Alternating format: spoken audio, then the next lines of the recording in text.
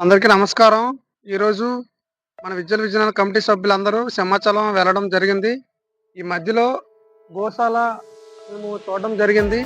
Return వచ్చేటప్పుడు అంటిపళ్ళు గోవులకి తీసుకొచ్చాము. మనం చాలా అంటిపళ్ళు గోవులన్నిటికి వేయడం జరిగింది. అలాగే మీరు కూడా మీ వచ్చేటప్పుడు ఈ గోవులకు అంటిపళ్ళు కానీ ఏవైనా ఆవులు తినేవి తెస్తే ఇక్కడ వేస్తే మీ ఫంక్షన్లో వెళ్ళేటప్పుడు మిగిలిన పళ్ళని పారేయకుండా దగ్గరలో ఉన్న గోశాలకు వెళ్ళి ఆవులకు పెట్టండి. సింహాచలం పక్కన గోశాలలో ఉన్న ఆవులు అంటిపళ్ళు ద్వారా మనం సింహాచలం గుడికి వెళ్ళాం.